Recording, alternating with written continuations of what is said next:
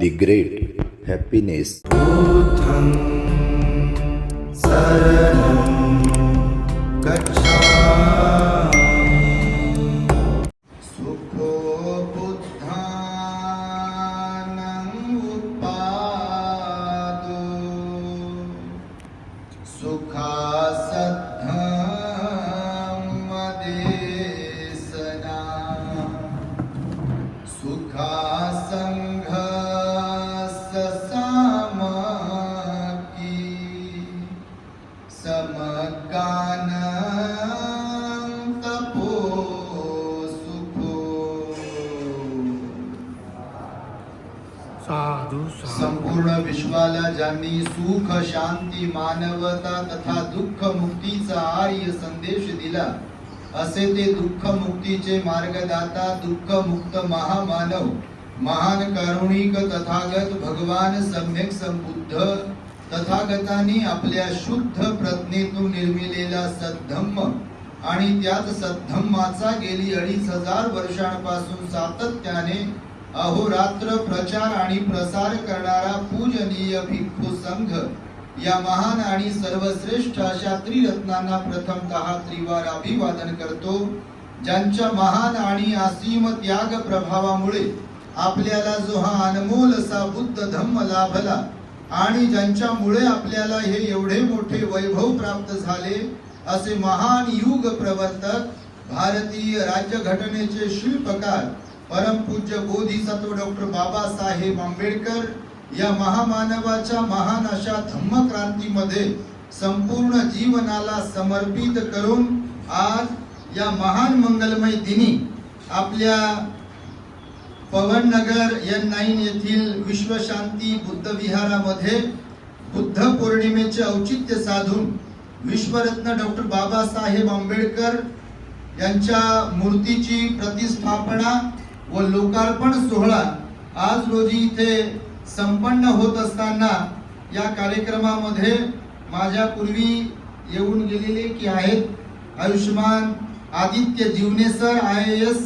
त्याचबरोबर Ayushman Nitin Bagate sir IPS, त्याचबरोबर प्रमुख अतिथी म्हणून जीवकपाल हिवराळे नगरसेवक, श्रीमती सुनीताताई सोनावणे नगरसेविका आणि राहुल कुमार सोनावणे समाजसेवक, त्याचबरोबर कार्यक्रमाचे अध्यक्ष श्रद्धावंत धम्म उपासक ॲडव्होकेट रामेश्वर तायडे बापू, त्याचबरोबर रामहरी निकाळजे सर आणि सर्व आपण श्रद्धावंत उपासक उपासिका बालक तथा बालिकांनो, तद्वतच द ग्रेट हॅपीनेस या आपल्या YouTube चॅनलचे सर्वच दर्शक, सर्वप्रथम तुम्हा सर्वांच्या प्रती मंगल मैत्री सद्भावना व्यक्त करतो आणि आपणा सर्वांच्या दुःख मुक्ती करिता तथागत भगवान बुद्धांद्वारा उपदेशलेल्या धम्मोपदेशास प्रारंभ करतो. आपण सर्वांनी शांत एकाग्र आणि श्रद्धायुक्त चित्ताद्वारे या अनमोल बुद्धवाणीला आपल्या हित सुखाकरिता श्रवण करावे, ग्रहण करावे.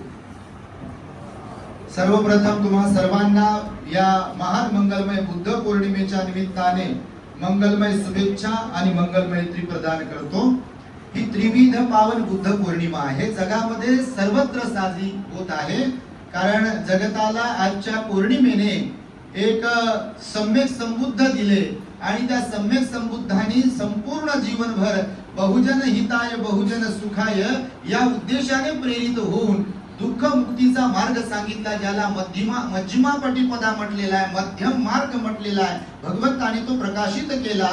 त्या भगवान बुद्धांच्या जीवनामध्ये अत्यंत महत्वाच्या अशा ज्या तीनही घटना घडलेल्या आहेत, ज्यामुळे या वैशाख पौर्णिमेला अर्थात बुद्ध पौर्णिमेला त्रिविध पावन बुद्ध पौर्णिमा म्हटल्या जाते. त्रिविध पावन का म्हटल्या जाते तर पहिली घटना घडली आता नेपाळ जे देश आहे तेव्हा भारतामध्ये होता, जम्बूद्वीपामध्ये त्या लुंबिनी वनामध्ये माता महामाया देवी आणि राजा शुद्धोधनाच्या परिवारामध्ये महामाया देवी माहेरी जात असताना त्या लुंबिनी वनामध्ये एका बाळाचा जन्म झाला, ज्याचं नाव पुढे मग सिद्ध अर्थ म्हणून सिद्धार्थ त्याला संबोधू लागले आणि गोत्र गौतम असल्या कारणाने मग सिद्धार्थ गौतम. महामाया देवीने ज्या दिवशी त्या बाळाला जन्माला घातलं तर बुद्धाला जन्माला घातलं का? बुद्ध जन्माला आले का महामायाच्या आणि राजा शुद्धोधनाच्या पोटी? काही मुके बसले कारण बघा विषय असा आहे, बऱ्याचदा आम्ही कधी कधी प्रश्न बऱ्याचदा विचारत असतो प्रवचनामध्ये, लोकांना बोलकं करतो, नाही तर मुख्यच बसले की मग अशी डुलकी मारतात. पण आपल्या प्रवचनात कधी डुलकी मारत नाही, आपला आवाज लय जाडा भरडा आहे त्याच्यामुळे. तर प्रश्न बऱ्याचदा विचारत असतो आम्ही की यशोधरा कोण होती, तर काही काही लगेच उत्साहापूर्वी भगवान बुद्धाची पत्नी होती. आता यशोधरा भगवान बुद्धाची पत्नी होती का? होती का? नाही ना. मी सांगतोय यासाठी की या वैशाख पौर्णिमेला 2570 वर्षांपूर्वी लुंबिनी वनामध्ये ज्यांचा जन्म झाला ते सिद्धार्थ गौतम बोधिसत्व होते, बुद्ध नव्हते. बुद्ध होणारे पुरुष होते नक्कीच, पण ते बुद्ध नव्हते. माता महामाया देवीने राजा शुद्धोधनाने सिद्धार्थ गौतम बोधिसत्वाला जन्माला घातलं. ही आजची पौर्णिमा होती. ते सिद्धार्थ गौतम 29 वर्षांपर्यंत गृहस्थ जीवन जगले, राजकुमार म्हणून त्या कपिलवस्तू नगरीमध्ये. आणि त्यांचं त्या भवितव्य वर्तविल्या कारणाने की तुम्हा सर्वांना ठाऊक आहे, बाबासाहेबांनी द बुद्धा आणि धम्मग्रंथामध्ये लिहिलं आहे की त्यांच्या जन्माच्या पूर्वी, सिद्धार्थ गौतमाच्या जन्माच्या पूर्वी महामायेला जे स्वप्न पडले, त्या स्वप्नाचा उलगडा करण्यासाठी ज्या संन्याशांना परिव्राजकांना बोलवलं होतं, त्याच्यामध्ये बाकीच्या सगळ्या परिव्राजकांनी 2 ऑप्शन वरती केले होते, असे 2 उंगली बोट वरती केले होते की महाराज तुमच्या कुटुंबामध्ये एक सुपुत्र जन्माला येणार आहे, तो जर संसारामध्ये रमला तर तो चक्रवर्ती सम्राट बनेल, अन्यथा त्याने जर संसार त्याग केला तर तो सम्यक संबुद्ध बनेल. हे ऑप्शन होते. कौंडिन्य नावाचे जे परिव्राजक होते ते वयाने लहान होते, त्यांनी एकच बोट वरती केलं होतं, म्हणजे एकच ऑप्शन सांगितलं होतं की महाराज आपल्या परिवारामध्ये जे बाळ सुपुत्र जन्माला येणार आहे तो सम्यक संबुद्ध बनणार आहे. आणि मग हे भवितव्य वर्तविल्यामुळे की गृहत्याग करते की काय, संसार त्याग करते की काय, घरदार सोडून जाते की काय, म्हणून राजा शुद्धोधनाने किती खटाटोप केला हे मी तुम्हाला सांगण्याची गरज नाही. महामानव बोधिसत्व डॉक्टर बाबासाहेब आंबेडकरांनी लिहिलेल्या द बुद्ध अँड हिज धम्मग्रंथामध्ये याचं एवढं वर्णन केलंय की राजा शुद्धोधनाने सिद्धार्थ गौतम म्हणजे त्यांचा पुत्र, त्याने संसार त्याग करू नये, घरदार सोडू नये, त्याने संसारातच रमावं, कौटुंबिक जीवनच जगावं, त्याने हे राज्य वैभव जे काही आहे त्याचा यथेच्छ उपभोग घ्यावा, यासाठी नको नको त्या गोष्टी त्याच्या वाट्याला आणून दिल्या. बघा, त्याला आमिषामध्ये, लोभामध्ये एक अडकविण्याचा प्रयत्न केला. त्याचं उदाहरण म्हणजे हिवाळ्यातला महाल बनवला, उन्हाळ्याचा महाल बनवला, पावसाळ्याचा महाल बनवला. स्त्रिया, तरुण तरुणी एकदम त्याच्या सेवेसाठी सर्व प्रकारच्या सिद्धार्थ गौतमाच्या त्यांनी समर्पित केले होते. त्याचबरोबर त्याला जे हवं आहे ते सगळं काही दिलं. आणि हे सगळं करत असताना देखील वेळोवेळी तो राजकुमारच कसा बनेल याच्यासाठीची निश्चिती करण्याचा प्रयत्न केला. पण सिद्धार्थ गौतम बोधिसत्व होते, बुद्ध बनणारे पुरुष होते, म्हणून ते संसारात रमत नव्हते. देवदत्ताने बालपणामध्ये जेव्हा त्या हंसाला बाण मारला, ही एक घटना एक त्यांच्या उदाहरणासाठी म्हणून सांगितलेली आहे की बाण देवदत्ताने मारला, पण त्या पक्षाला वाचवण्याचं काम सिद्धार्थ गौतमाने केलं. कोणत्याही बाबतीमध्ये सिद्धार्थ गौतमाच्या मनामध्ये अद्वेष, अलोभ आणि अमोह होता. म्हणजे सर्वसामान्यांच्या मनामध्ये जो राग, द्वेष, लोभ, अहंकार, मीपणा, ईर्ष्याच्या अवगुण असतात, त्याला विकार म्हटलेला आहे. तर सिद्धार्थ गौतमामध्ये त्याची तीव्रता नव्हती, म्हणून संयमशील होते ते नॅचरली, कारण ते बुद्ध होणारे होते. आणि बुद्ध होणारे जे पुरुष असतात 30 पारमिता पूर्ण करून इथे मनुष्य योनीमध्ये जन्माला येत असतात. बुद्ध होण्यासाठी मुख्य 10 पारमिता पूर्ण करतात, उपपारमिता 10 पूर्ण करतात, परमत्त पारमिता 10 पूर्ण करतात. अशा एकूण 30 पारमिता पूर्ण करून मग ते बुद्ध होण्यासाठी आपले माता पिता निवडतात, आपलं ठिकाण निवडतात आणि मग ते जन्माला येतात. तसे सिद्धार्थ गौतम बोधिसत्व जन्माला आले. जन्माला आल्यानंतर 29 वर्षापर्यंत त्यांनी हे वैवाहिक कौटुंबिक जीवन जगले आहे. त्यामध्ये मग सिद्धार्थ गौतमाच्या वडिलांनी म्हणजे राजा शुद्धोधनाने आपल्या मुलाचं मन या संसारात रमावं यासाठी यशोधरेशी विवाह पण केला. यशोधरेशी विवाह केल्यानंतर राहुल नावाचा मुलगा झाला. राहुल नावाचा मुलगा झाल्याबरोबर सिद्धार्थ गौतम बोधिसत्व म्हणाले बंधन जन्म, म्हणजे बंधन जन्माला आला. राहुल म्हणजे बंधन, बंधन जन्माला आलं. कारण संसारामध्ये गणित असं आहे, आता आम्ही पाहतो तुम्ही तर बाबा उपभोगत घेतात. याचा भांडण झाल्यावर, वाद झाल्यावर कधी कधी उपरती होते. बाबा आमच्याकडे लोक येतात, सगळं सोडून द्या वाटते म्हणतात भंतीजी, आणि पुन्हा 7-8 दिवसाला विचारल्यावर नाही सगळं ठीक आहे म्हणतात. ही उपरती लय येत राहते बा. कोणाला कधी होईल उपरती म्हणजे त्यागण्याची, सोडण्याची, आणि पुढच्या क्षणात ही इच्छा पूर्ण झाली, मनासारखं झालं की आता सर्व ठीक आहे. हे मन जे आहे, भगवान बुद्ध म्हणाले या पूर्ण सृष्टीमध्ये सर्वात फास्ट, सर्वात चांगलं आणि सर्वात वाईट जर काय असेल तर ते आपलं मन असते बघा. आपला बोलविता धनी, आपलं रिमोट कंट्रोल म्हणा किंवा जे काही सुख करता, दुःख हरता, जे म्हणून काही आहे ते कोण असते? आपलं मन असते. धम्मपदात पहिलीच गाथा सांगितली, मनो कुपंगमा धम्मा मनो सेठा मनोमया मनसाचे पदुट्ठेन भासती वा करोती वा ततो न दुःख मनवेती चक्कंग वहतो पदं. भगवान म्हणतात मन मुख्य आहे, ते मनोमय आहे. जेव्हा एखादी व्यक्ती मळलेल्या मनाने बोलते अथवा मळलेल्या मनाने कर्म करते, कायावाच्या मनाने, तेव्हा दुःख त्या व्यक्तीचा पाठलाग तसेच करते. जशी बैलगाडी ओढणाऱ्या बैलांच्या पायांचा पाठलाग त्या गाडीची चाकं करत असतात. बैलाची जेवढी स्पीड असेल ते चाक तेवढ्याच स्पीडनं फिरते. बैल जर थांबला चालायचं तर चाकही थांबते. बैल जर धावत असेल तर चाक पण धावत असतात. अगदी दुःख प्रत्येकाच्या सोबत आहे. आम्ही असो का तुम्ही असो, हे कपडे बदलले म्हणजे काही विषय नाहीये बाबा. धम्म काय आम्हाला सोडून नाही, आपण डायरेक्ट नेहमी सांगत असतो पा धम्म तुमच्यासाठी आहे आणि आमच्यासाठी आहे. कर्म कर्मच आहे म्हणाले भगवान बुद्ध.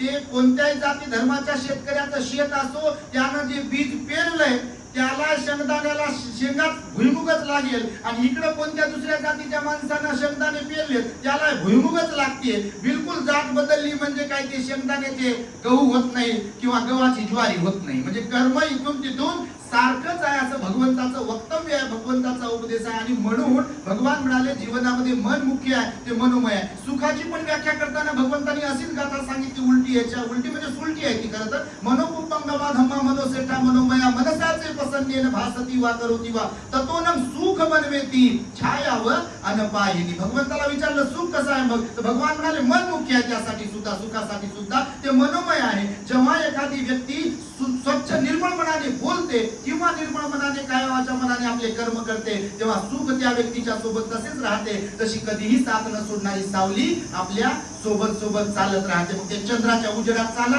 का सूर्याच्या उजेडात चाला का लाईटाच्या उजेडात चाला, सावली सोडते का? माझ्या मागे येऊ नको बाबा, त्या शेजारी का मागे, असं म्हणू शकता का तुम्ही? नाही म्हणू शकत बघा. तर हे विशेषता भगवान बुद्धाची आहे. म्हणून भगवान बुद्ध जे होते तर बोधिसत्व असताना देखील या संसारामध्ये रमले नाही जास्त. जसे सर्वसामान्य लोक रमतात, रागामध्ये, द्वेषामध्ये, लोभामध्ये रमतात, तसे बोधिसत्व सिद्धार्थ गौतम रमले नाही. राहुल जन्माला आला, बंधन जन्माला आलं, परंतु 29व्या वर्षी मग रोहिणी मुद्दा म्हणून एक्सप्रेस आहे माझी, सकाळपासून सुरू आहे पट्टा बघा. तुम्ही यकीन करणार नाही, सोशल मीडियावर तुम्ही पाहत असाल तर बाबा आपला पण हातात धरू शकत नाही. 26 जानेवारी पर्यंत तारखा बुक आहेत बघा. एका दिवशी तर 2-2 कार्यक्रम. त्या दिवशी अमरावतीमध्ये होतो आपल्या येवतीला सकाळी, आणि संध्याकाळी थेट नागपुरात होतो आम्ही. पुन्हा लगेच दुसऱ्या दिवशी सकाळी गडचिरोलीला होतो आम्ही. तिथून पुन्हा दुसऱ्या दिवशी सकाळी यवतमाळला होतो. उदाहरण सांगतो बा, अशा प्रकारे सुरूच आहे. काहीतरी दिलंय आम्हाला आमच्या पूर्वकर्मानुसार. तर त्याच्यामुळे हे फास्ट यासाठी तुम्ही लय वेळ झाले बसले असाल, पण आज बुद्ध पौर्णिमा आहे. हा दिवस पुन्हा येणे नाही बघा, आणि त्यामुळे तुमच्याशी बोलतो. तर सांगतो तुम्हाला. तर अशा प्रकारे मग भगवान सिद्धार्थ गौतम असताना, बोधिसत्व असताना या सगळ्या गोष्टींचा त्यांनी उपभोग घेतला नाही. आणि नंतर मग झालं असं की राहुल जन्माला आला, यशोधरा होती, राहुल होता. रोहिणी नदीच्या पाण्यावरून युद्ध सदृशी परिस्थिती निर्माण झाली होती. शाक्य आणि कोलीय लोकांनी पाणी किती घ्यायचं यावरून वाद झाला. शाक्य संघटना होती, शाक्य संघटनेचे सिद्धार्थ गौतम सभासद होते. शाक्य संघटनेचा कायदा होता, त्याचे नियम होते, आणि जो कोणी शाक्य संघटनेने घेतलेल्या ठरावाला विरोध करेल किंवा त्याच्या विरोधात जाईल त्याला दंड भोगावे लागतील. तर 3 दंड होते त्यांच्या शाक्य संघटनेमध्ये घालून दिलेले. एक तर ज्याने कोणी शाक्य संघटनेमध्ये ठराव घेतला त्याला विरोध केला जाईल त्यांच्याकडून, त्यांना एक तर त्यांच्या परिवाराला बहिष्कृत केल्या जाईल. दुसरी गोष्ट त्यांची प्रॉपर्टी संपत्ती हिसकावून त्यांच्याकडून घेतल्या जाईल. आणि तिसरा दंड होता की गृहत्यागाचा, घरदार देश सोडून जावं लागेल. सिद्धार्थ गौतमाने रोहिणी नदीच्या पाण्यावरून होणाऱ्या युद्धाला विरोध दर्शविला एकट्याने, म्हणून त्यांना दंड ठोठावण्यात आले. त्यांच्या समोर 3 पर्याय ठेवले: देश त्यागाचा, मायबापाला बहिष्कृत करण्याचा आणि त्यांची संपत्ती जप्त करण्याचा. सिद्धार्थ गौतमाने मायबापाला बहिष्कृत करून टाकण्याचा किंवा त्यांची संपत्ती जप्त करण्याचा जो दंड होता त्याला बाजूला केलं आणि गृहत्यागाचा जो देश त्यागाचा दंड होता तो स्वीकारला. आणि सिद्धार्थ गौतम मग गृहत्याग करतात. त्यांचं महाभिनिष्क्रमण होते, म्हणजे सर्व काही असताना त्याचा त्यांनी त्याग केला. आणि त्याग केल्यानंतर कपिलवस्तू नगरीवरून राजगृह मार्गे ते उरुवेलेच्या जंगलामध्ये गेले, बुद्धगयेच्या जवळ. जाताना वाटेमध्ये त्यांना राजा बिंबिसार भेटले. राजा बिंबिसार भेटल्यानंतर राजा बिंबिसाराचे आणि शुद्धोधन राजाचे चांगले मैत्रीचे संबंध होते. जेव्हा राजा बिंबिसाराला समजलं की हा सिद्धार्थ गौतम आपल्या मित्राचा मुलगा आहे, तेव्हा त्यांना वाटलं की बा वडिलांबरोबर काहीतरी प्रॉपर्टीवरून भांडण झालं असेल. तसं आता लय होते भांडण, कारण प्रॉपर्टी लय प्रिय असते बाबा. प्रॉपर्टीच्या पुढे माय नाही, बाप नाही, भाऊ नाही, बहीण नाही. त्या दिवशी एक भाऊ मला म्हणे बा एका ठिकाणी कायदा आला म्हणे, म्हणते आता ते माय बापाचा जो काही प्रॉपर्टी संपत्ती असते तर लेकीला घेता येते म्हणे. तर आमच्या 2 बहिणी आहे तर त्यांचं आधार कार्ड पाहिजे होतं म्हणजे बा ना हरकतीसाठी. तर त्यांच्या घरच्यांच्या बाया आमच्या बहिणी म्हणे बा आम्हाला पण हिस्सा पाहिजे. तूच कसा खातो, आम्हाला कधी साडी चोळी घेत नाही, बोलवत नाही, माय बापाचा हिस्सा एकटाच कसा खाऊ देऊ तुला, तर आम्हाला पण पाहिजे म्हणजे भक्तीजी तुम्हीच सांगा म्हणे. मी म्हटलं बा मी काय सांगू दे, तुम्हीच पहा तुमचं काय ते. तर सांगतो यासाठी ते अशा प्रकारे गणित आहे संसाराचं या जीवनाचं. परंतु सिद्धार्थ गौतमाने गृहत्याग केला. राजा बिंबिसाराने अर्ध राज्य देऊ केलं बघा तुम्ही पहा बुद्ध आणि त्यांच्या धर्मग्रंथामध्ये. पण सिद्धार्थ गौतम बोधिसत्व हात जोडून विनम्रतापूर्वक राजाला म्हणतात, बिंबिसाराला, महाराज तुमचं प्रेम तुमची मैत्री माझ्याबद्दल जी तुम्ही दाखवत आहात त्याचा मी आदर करतो, परंतु माझा निश्चय ठरलेला आहे, माझा संकल्प आता निश्चित आहे, फिक्स आहे की मला संन्यासी जीवन जगायचं आहे. जगात सर्वत्र दुःख आहे, श्रीमंत लोकही दुःखी आहेत, गरीब लोकही दुःखी आहेत. ज्यांच्याकडे भरभरून आहे ते लोक असे बारीक कोण करतात कधी कधी, आणि ज्यांच्याकडे काहीच नाही ते लोक कधी कधी दुःखी होतात आणि कधी कधी हसतात. पण तर या दुःखाचं कारण काय आहे याच्या शोधासाठी मी आता घराच्या बाहेर पडलोय आणि मी आता निघालो, तर तुम्ही काही देऊ नका. आणि तिथून मग उरुवेलेच्या जंगलात जातात. 6 वर्षाची खडतर तपश्चर्या करतात.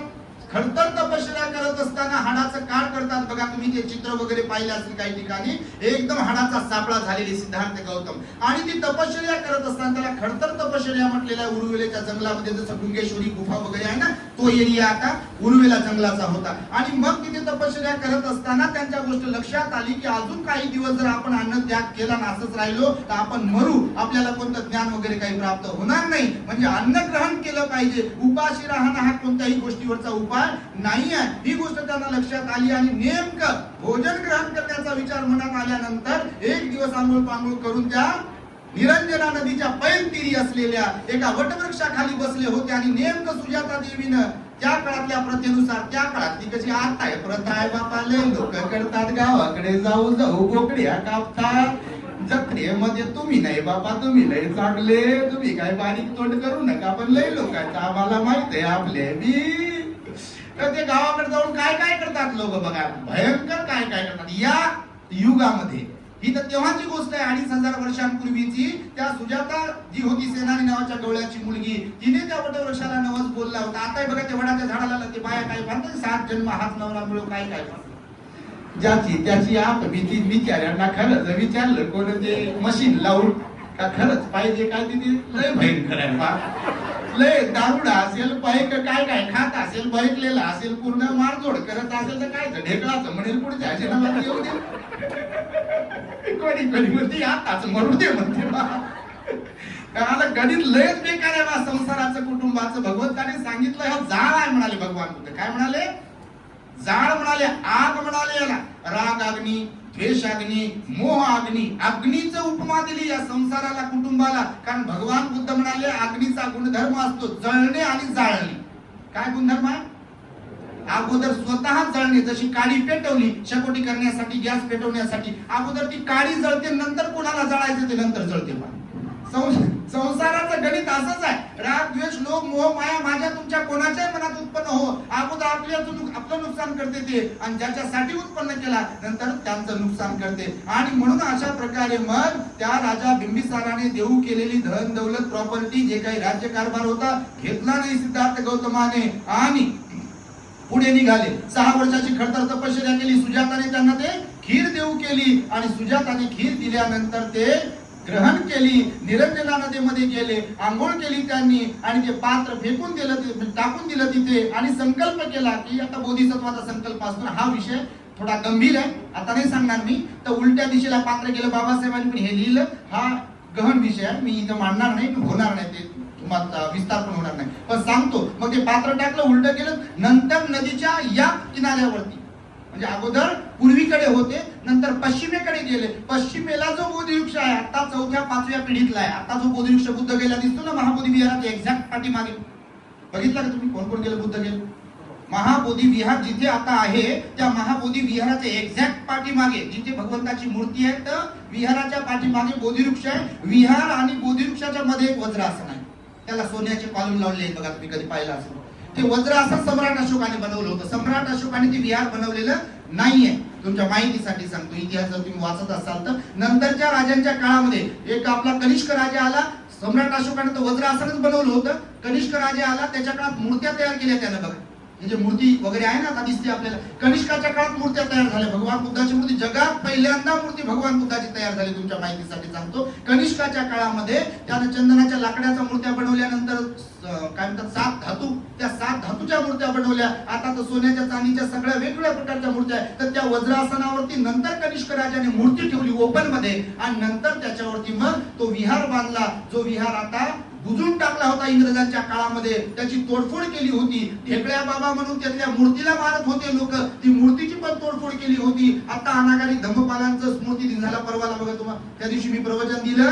अनागारी धम्मपाल 25 वर्षाचे असताना श्रीलंकेचा एक तरुण भारतात आला बुद्धाचं दर्शन घेण्यासाठी महाबोधी विहाराचं. त्यानं ते सगळं चित्र पाहिलं, ढसाढसा रडला, आणि तिथं त्या विहाराची साफसफाई करत असताना त्याला रक्तबंबाळ केलं. तिथल्या पंतांनी मारझोड केली, फार त्रास दिला. त्यानं त्या काळामध्ये कलकत्त्याला महाबोधी सोसायटीची स्थापना केली संस्थेची, आणि कोर्टामध्ये केस टाकली. त्या केसला आज 134 वर्ष झाले, पण अजूनही महाबोधी विहार बौद्धांच्या ताब्यामध्ये नाही आहे. हे फार मोठं भारतीय बौद्धांचं आणि जगातल्या बौद्धांचं दुर्दैव आहे. हे सांगतो यासाठी की ते महाबोधी विहार जे आहे तिथे बोधिवृक्ष होता. आता जो आहे तो अलेक्झांडर कनिंगहमने लावलेला आहे. हे आर्किओलॉजी डिपार्टमेंट आहे ना, आता तुम्हाला दिसते पुरातत्व खातं. हे पुरातत्व खात्याचा जो जनक आहे, ज्याच्या माध्यमातून नेतृत्वामध्ये, ज्याच्या संशोधनातून हे पुरातत्व खातं निर्माण झालं, तो इंग्रज अधिकारी होता, इंजिनियर होता, अलेक्झांडर कनिंगहम. त्या कनिंगहमने पाहिलं, इतिहास वाचला, चायनाचे जे 3 भंती जिथे आले होते भारतामध्ये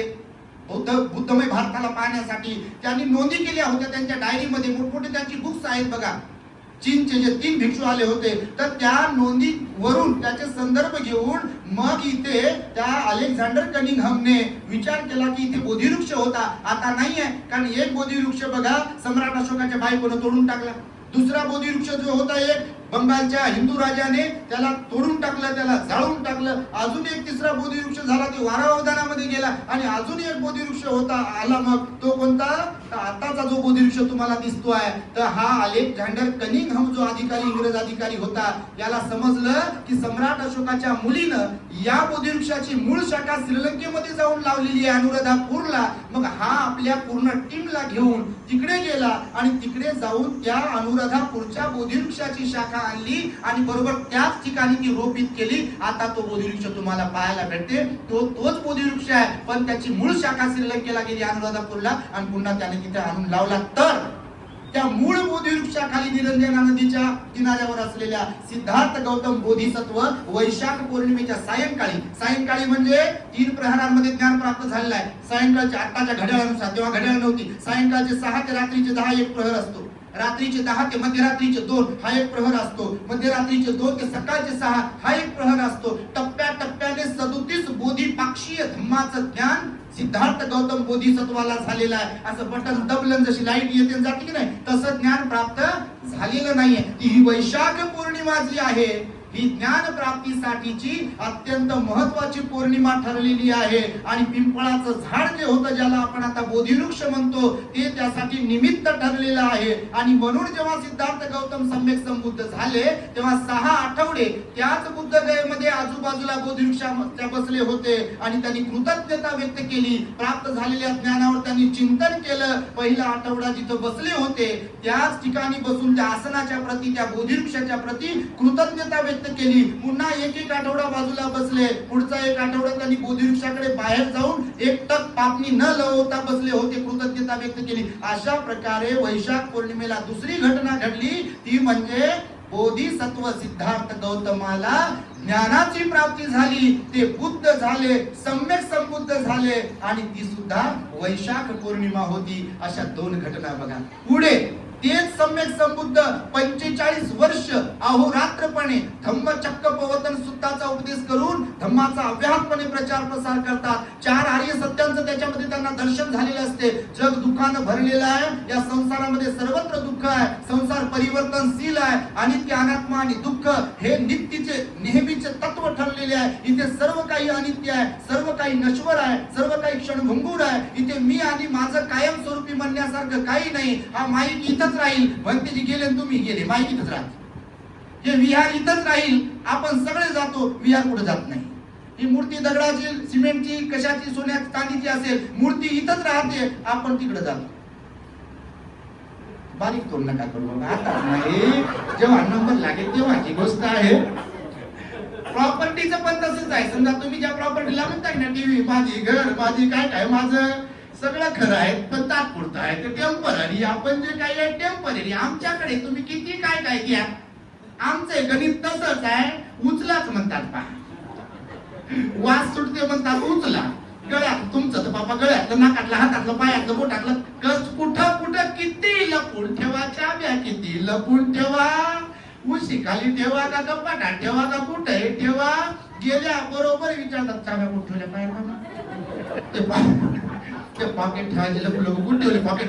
कोणीतरी माणूस गेला तर माणूस येते, म्हातारा बाई गेली तर म्हातारी बाई येते. आणि जवळजवळ रडण्याचं काय त्या खरं खोटं काही माहित नाही. बरडू काय असते ते आपण काय कुणाची असे हे करत नाही, निंदा करत नाही, पण जवळ येऊन पाहत राहणार. मग ते काढू काढू काढू काढू घेऊन ते गेल मारे. आणि मग ते अशा प्रकारचा कार्यक्रम प्रत्येकाचा आहे. भगवान बुद्धांनी म्हणून अनित्य, अनात्म आणि दुःख सांगितलं. अनात्म म्हणजे ते मी आणि माझं म्हणण्यासारखं कशावरही आपला मालकी हक्क नाही. इव्हन या प्रॉपर्टी, धन दौलतीवर, भौतिक सुखावर तर नाहीच नाही. याला जे आपण आपलं आपलं म्हणतो की नाही, केस माझे, कान माझे, आवाज माझा, काय काय ढेकळाचं माझं, हे साथ देत नाही परमनंट. बघा आता एक खुर्चीवर बसलेले सगळे म्हातारे माझे असं खाली बसलेले जवान आहे असं समजू बा. का त्याचं कारण हे गुडघे आपले, आपण म्हणतो की नाही माझेच आहे, माझेच आहे, माझेच आहे, साथ देतील का आपल्याला कायमस्वरूपी. लय लोक परेशान आहे, तुम्हाला माहिती आहे, तुम्ही परेशान असाल. हे डोळे आपलेच आहे पण काही कालावधी लोटला की हे कमजोर होतात बघा, आंधळेपणा येते. कान आपलेच आहे म्हणण्यासाठी काही कालावधी लोटला की आपल्याला बहेर पण येते बघा. हे जठर आपलंच आहे, डायजेशन सिस्टम आपलीच आहे, पण 40-50 वर्ष झालं की मग साखर नको म्हणते, तूप आहे नको म्हणते, तेलकट नको, हे नको नको नको नको नको पाडा सुरू होते. आणि गोळ्या येऊ द्या येऊ द्या येऊ द्या, पाहिजे पाहिजे पाहिजे. जे जे आवडत होतं ते नको नको म्हणते, आणि जे आवडत नव्हतं ते म्हणते आता घ्यावं लागते म्हणते. गोळ्या तुला नाही घेते स्वतः गुपचूप. तर अशा प्रकारे जीवनाचं गणित आहे बघा. याच्यावर आपला ताबा नाही कायमस्वरूपी. बघा तुम्ही मी कोणीही असो, कशावरही आपला ताबा कायम स्वरूपी नाही. म्हणजे अनात्म सिद्धांत भगवंताने सांगितला. पहिला अनित्य. अनित्य म्हणजे नित्य काही स्थिर इथे नाही आहे. जसं बालपणात बालपण असते, मध्यवय झालं आपलं तारुण्य आलं की बालपण राहते. लहानपणी जसं येतं का मा असं कोणी करते, मोठं झाल्यावर म्हणते का कोणी येतं का मा. मोठं झाल्यावर तर कट मारतात लोक. तुम्हाला नसेल मारतात बापा, पण काही लोकाला पाहून तिकडं मी येत नाही म्हणून तर कटे मारतात लोक. पहा सोबत बसतही नाहीत लोक, सोबत उठतही नाही, सोबत चालतही नाही, तर बोलवतही नाहीत बघा काही ठिकाणी. तर असे कट मारायचे कार्यक्रम. म्हणजे लहानपणी कोणाला गोड वाटते, बाई येतो का म्हणतो बा, खातो का मा, तुला हे देऊ का ते देऊ का. आणि मोठं झाल्यावर काही म्हणजे मोठं झाल्यावर काय होते नेमकं, तर राग, द्वेष, लोभ, मोह, माया, मत्सर, अहंकार, ईर्ष्या, संशय हे अवगुणानं आपण भरलेले असतो. लहानपणी आपला निरागस चेहरा असते. आता ही बिचारी पोरगी 5 छोटीची हे निरागस आहे, काही नाही गेलं काय चाललंय ते पाहते, ते तिकडे तोड करून म्हटलं तर काही जण घेत नाही म्हणजे चांगल्याचा काही संबंध नाही वाईटाचा काही संबंध नाहीये भाई निरागस आहे बघा त्याच्यात राग द्वेष नव्हती मोबाईल मध्ये पाहायला ते माझ्या पप्पाने मोबाईलचं नाद लावला नाही ते मोबाईल मध्ये पाहायला म्हणजे काय चांगलं चाललंय का वाईट चाललंय याच्याशी काही संबंध नसते का तर तिथे राग द्वेष लोभ नाही आहे आणि त्यामुळे भगवान बुद्धांनी सांगितलं बघा की हे जीवन असंच आहे म्हणून अनित्य नित्य इथं काही नाही आहे अगोदर एवढं ऊन तापत नव्हतं आता भयंकर टेम्परेचर वाढत आहे दिवसेंदिवस तुम्ही टेम्परेचरचा सायंटिफिकली तुम्हाला काही समजत असेल तर तुम्ही स्टडी करा त्याचा मी त्या दिवशी बघितलं बघा तर काही वर्षापूर्वी आता 2-4-5 वर्षांपूर्वीची गोष्ट आहे 40 अंश म्हणजे तापमान होतं बघा 40 होतं बघा टेम्परेचर आता त्या दिवशी आता विदर्भात दौरे जास्त आता म्हणजे आम्ही बघितलं त्या दिवशी आम्ही कुठे अमरावतीमध्ये होतो 46 होतं बघा आणि त्या छत्री आली काढली बाप 46 हो भयंकर आहे आता उष्माघातामध्ये मला वाटतं काल परवा बातमी वाचली 50 लोक मेले पा लोक मरू लागले बघा आता म्हणजे हे अलर्ट जाहीर केलेला आहे बघा तुम्हाला हे सांगतो तुम्ही माय बाप आहे काळजी घ्या आमचं काही नाही आम्ही देवाला सोडलेले म्हणजे आम्ही गृह त्याग केला आमचा काही विषय नाही पण तुमच्या एकमेकाला गरज असते तुमची त्यामुळे बघा भगवंताचं तत्व आहे की अनित्य म्हणजे नित्य काही नाही अनात्म म्हणजे कायमस्वरूपी मालकी हक्क कशावर ठेवू शकत नाही आपण या शरीरावर नाही भौतिक संपत्तीवर नाही आणि शेवटचं तिसरं पॉइंट सांगितलं भगवंतानं तत्वज्ञान भगवंताचं ते म्हणजे दुःख 12 प्रकारचे दुःख सांगितले भगवंताने जाती जरा मरण व्याधी हे जे काही आहे पंचउपादान स्कंधासह 12 प्रकारचे दुःख सांगितले भगवान बुद्ध म्हणाले मनासारखं झालं तरी दुःख होते मनाच्या विरुद्ध झालं तरी दुःख होते भगवंतानं सांगितलं जन्म झाल्याबरोबर रडते म्हणजे तेही दुःख आहे म्हणाले भगवान बुद्ध म्हातारपणी येऊ लागलं केस पांढरे होऊ लागले की पुन्हा पुन्हा खूप राहील का पॉलिश लावायची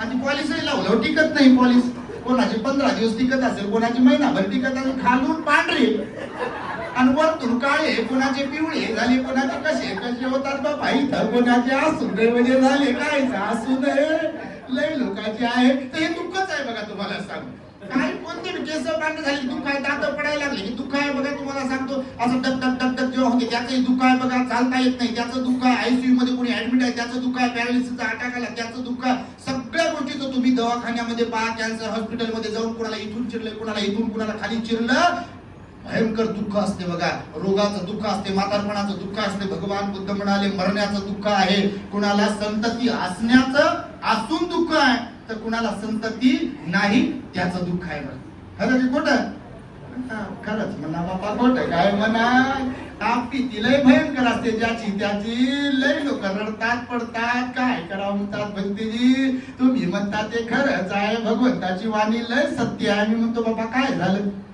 एक आई म्हणजे मागे आलं 1-1.5 वर्ष झालं म्हणजे भक्तीची पोराचं लग्न झालं एकुलतं एक पोरग आहे म्हणे आणि लय लाडाचा आहे म्हणे लाडानं मोठं केलं म्हणे त्याला मी खूप आवडायचे म्हणे आई वडील खूप आवडायचे म्हणे बहिणी खूप आवडायची माझ्या हातचं लय आवडायचं म्हणे काय काय काय काय मला नेहमी म्हणायचं म्हणे मामा मी हे बनवून देते का मी ते बनवून देते तुझ्या हातचं खूप आवडते मला हॉटेलचं आवडत नाही इकडचं आवडत नाही तिकडचं आवडत नाही वगैरे वगैरे पप्पाला पप्पा तुम्ही काम करू नका मी तुम्हाला मदत करून देऊ का मला पण म्हणायचं म्हणते आणि लग्न लावून दिलं म्हणे म्हणते ती 8 लाख रुपये खर्च आला म्हणे लहानवर लग्न लावलं म्हणे 8 लाख रुपये खर्च आला म्हणे म्हणते जी असं 5000 पत्रिका वाटल्या होत्या म्हणे एवढं मोठं लग्न केलं म्हणे म्हटलं पुढं मी विचारतो मग पुढं होती ना काय सांगता मग बरोबर तिथंच येऊन थांबते गाडी म्हटलं पुढं काय म्हणते जी काय पुढं म्हणतात पुढं काय झालं सांगतो म्हणे तुम्हाला झालं असं म्हणे एक पोरग झालं म्हणे त्याला मुंबईला कामाला एक पोरग झाल्यावर पुन्हा दुसऱ्यांदा बायको गरोदर राहिली म्हणे तर मला बोलवलं म्हणजे मी गेलो बाबांनी मला करमत नव्हतं इकडं लेकराला पाहा वाटत होतं गेलो म्हणे राहिलो म्हणे 8-10-15 दिवस झाले म्हणे सुरुवातीला म्हणे मला लय पुढं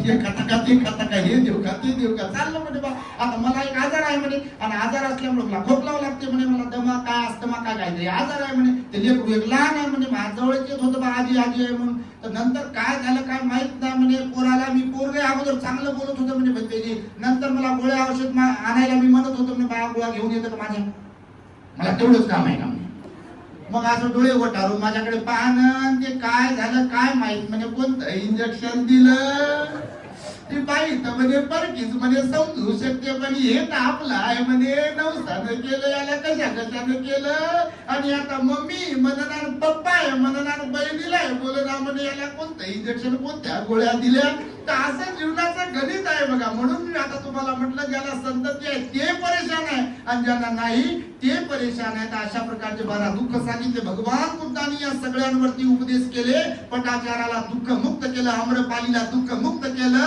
असंख्य लोकांना भगवान बुद्धांनी दुःख मुक्त केलं. दुःखाचं कारण भगवान बुद्ध म्हणाले जगात सर्वत्र दुःख आहे, प्रत्येक जण दुःखी आहे, फक्त दुःखाचा प्रकार आणि प्रमाण वेगवेगळं आहे आणि त्या दुःखाचं कारण तृष्णा आहे. तृष्णा म्हणजे इच्छा, आसक्ती आणि लालसा हे दुःखाचं कारण आहे. तिसरं कोणतंच नाही. कामतृष्णा, भवतृष्णा आणि विभवतृष्णा. तृष्णेचे पण 3 प्रकार सांगितले. त्या भगवान बुद्धांनी अंगुलीमालामध्ये बदल केला. जो जो कोणी बुद्धाला शरण येत राहिला त्यांच्यामध्ये बदल झाला. त्या काळातील ब्राह्मण, क्षत्रिय, वैश्य आणि शूद्र या 4ही वर्णातील लोक भगवान बुद्धाला शरण येत राहिले आणि भगवान बुद्धाला शरण आल्यानंतर कोणी श्रोतापन्न, सकृतागामी, कोणी अनागामी तर कोणी अर्हत बनत राहिले. स्त्रियांना पण दीक्षा दिली. भगवान बुद्धाचं तत्वज्ञान बाबासाहेब म्हणतात समता, स्वातंत्र्य, बंधुभाव आणि न्यायावरती आधारित आहे. म्हणून या भारतालाच काय तर जगाला बुद्धा धर्माची गरज आहे हे बाबासाहेबांनी निक्षून सांगितलेलं आहे. ते भगवान बुद्ध 45 वर्ष अव्याहतपणे धम्म प्रचारात फिरत राहिले आणि अनेक लोकांमध्ये त्यांनी बदल घडवून आणले आणि नंतर सरते शेवटी जेव्हा शरीराचं वय 80 वर्षाचं झालं होतं आणि बुद्धाचं वय जेव्हा 45 वर्षाचं होतं तेव्हा वैशालीला शेवटचा वर्षवास केला आणि परत जात असताना माघ पौर्णिमेला तर अगोदरच घोषणा केली होती महापरिनिर्वाणाची 3 महिने अगोदर आनंदाकडे की 3 महिन्याने माझं महापरिनिर्वाण होणार आहे भगवंताचं. आणि म्हणून वैशालीच्या लोकांना भिक्षापात्र दान दिलं, भेट दिलं आणि भगवान पावा मार्गे कुशीनगरला बसत उठत पोहोचले. कारण 80 वर्षाचं वय झालं होतं आणि कुशीनगरला सांगितलेल्या ठिकाणी शाल वृक्षांच्या खाली सिंहासनामध्ये पोहडलेले असताना भगवान बुद्ध याच वैशाख पौर्णिमेला टप्प्याटप्प्याने पहिल्या ध्यानातून दुसऱ्या ध्यानात, तिसऱ्या ध्यानातून तिसऱ्या ध्यानात असं करता करता करता जसा दिवा असतो का नाही, महापरिनिर्वाण कसं होतं माहिती तुम्हाला?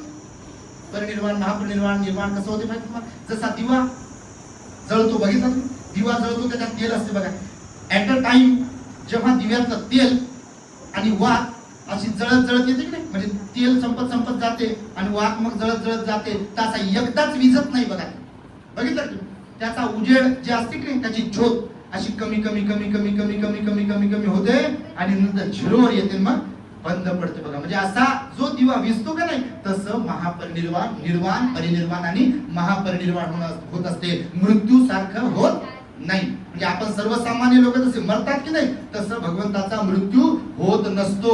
होश मध्ये राहून, सजग राहून, सावध राहून, जागरूक राहून एकाग्र मनाने ते पहिल्या ध्यानातून दुसऱ्या ध्यानात, तिसऱ्या ध्यानात, चौथ्या ध्यानात असं जात त्यांची मनोविज्ञान जे असते, त्यांचं चैतसिक अवस्था जी असते ती मग अशी दिव्यासारखी विजत जाते आणि झिरोवर येते. पुन्हा त्यांचा बर्थ ज्याला म्हटलेला आहे ना भवचक्रामध्ये येणं या पुन्हा त्यांचं नसते.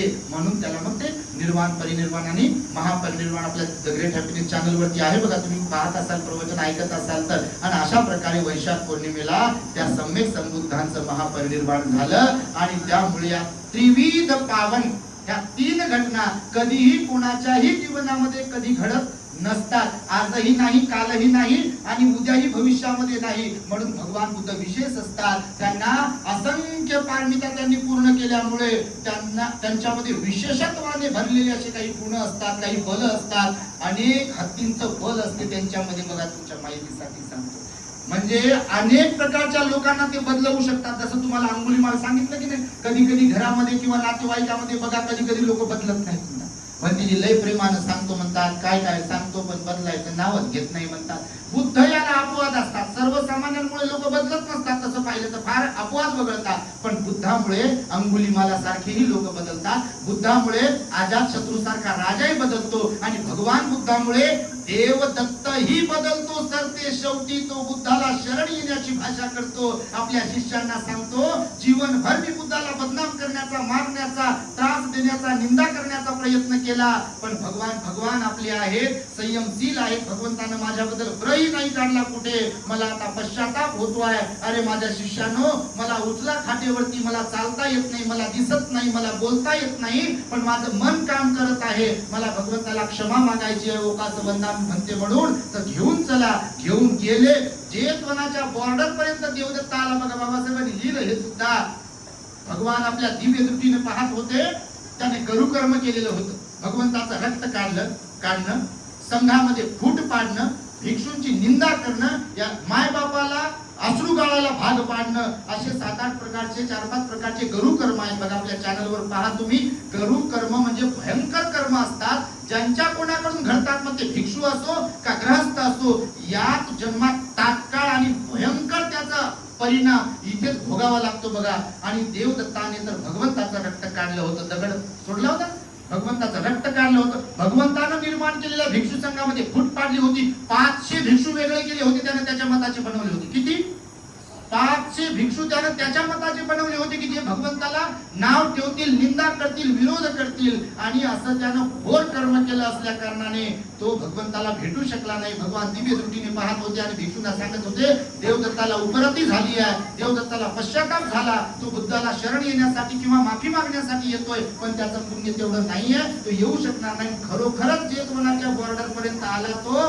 त्यानं सांगितलं मला जरा खाली ठेवा, आणि खाली ठेवल्याबरोबर त्याचा जीव गेला. बघा. म्हणून भगवान बुद्धाचा धम्म जो आहे प्रतित्य समुत्पादावर अवलंबून आहे, कार्य कारण भावावरती अवलंबून आहे, आणि म्हणून कर्माला प्रधान मानलेला आहे भगवान बुद्धाने. जसं मी तुम्हाला मनोकुपंगमा धम्माचं सांगितलं. आणि त्यामुळे तुम्ही सर्वजण भगवंतावर, त्यांच्या धम्मावर आणि संघावर श्रद्धा ठेवत राहा. आणि बाबासाहेबांनी हे जे अनंत उपकार केले आपल्याला, बघा, माथा टेकवायला आपल्याला मुभा नव्हती, अधिकार नव्हता. संत चोखामेळाची गोष्ट तुम्हाला माहिती आहे. पंढरपूरला पांडुरंगाच्या तिथे तो जीवनभर सेवेमध्ये राहिला, पण त्याला मंदिरामध्ये येण्याचा अधिकार नव्हता. त्याला तिथेच मरावं लागलं. कारण एकदा रामाईनं बाबासाहेबांकडे जो आग्रह केला होता, बाबासाहेब बावीला होते सोलापूर जिल्ह्यात. बावी हे गाव पंढरपूर पासून 20-25 किलोमीटर आहे. बघा. आम्ही तिथे गेलो होतो. तिथे असताना रमाई गरोदर होते. आपली हवा पालन करण्यासाठी डॉक्टरांनी सांगितलं होतं, म्हणून एका व्यक्तीने, ठाकूरने बाबासाहेबांना तिथे घर दिलं होतं.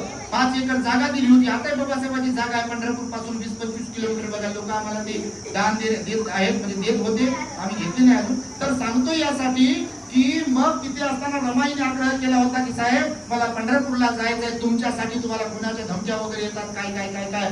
तर बाबासाहेब म्हणाले की रामू तुला मी सहज तिथे घेऊन जाऊ शकतो, आपल्याकडे मोटार कार आहे, परंतु आपण महान समाजाचे आहोत. मी जरी उच्च शिक्षित असलो तरी सुद्धा या देशामध्ये जातीभेद आहे, भेदाभेद आहे, अस्पृश्यता आहे. तिथे गेल्यानंतर संत चोखामेळ्याला जसं त्या मंदिराच्या बाहेर ठेवलं, तसं मला सुद्धा तिथल्या लोकांनी, पंतांनी मंदिरात येण्यासाठी जर बचाव केला, माझा जर तिथे अपमान केला तुझ्या डोळ्यासमोर, तर तुला ते सहन होईल का? तू जर सहन करणार असेल तर मी तुला आता घेऊन जातो. ती महिला पण जी माता होती आपली रमाई आई, ही स्वाभिमानी होती. तिचं बाबासाहेबांवरती प्रेम होतं. ती सुद्धा इज्जतदार होती. ती दूरदृष्टीवाली होती. ती एकदम सुज्ञान होती. आणि त्यामुळे तिने विचार केला की तिथे जाऊन जर असं घडणार असेल तर साहेब ते पंढरपूर नको, ते पांडुरंगही नको, काहीच नको, तुम्हीच माझे पांडुरंग, तुम्हीच माझी पंढरी आहे. आणि मला ते नादच नको. सोडून दिला नाद. बाबासाहेबांनी बायकोकडे संकल्प करून दाखवला की मी तुझ्यासाठी रामू असं पंढरपूर निर्माण करेल की जिथे येऊन लोक समतेचे, स्वातंत्र्याचे, बंधुभावाचे, न्यायनीतीचे धडे घेऊन जातील. बाबासाहेबांनी पत्नीला त्यांच्या वचन दिलं. आणि नंतर भविष्यामध्ये 14 ऑक्टोबर 1956 ला नागांच्या नागभूमीमध्ये बाबासाहेब गरजले ते येवल्याला, आणि बरसले नागाच्या नागभूमीमध्ये बरसले बाबासाहेब. जी सिंह गर्जना केली होती धर्मांतराची, ती खरी करून दाखवली. आज तिथं दीक्षाभूमी आहे. बघा.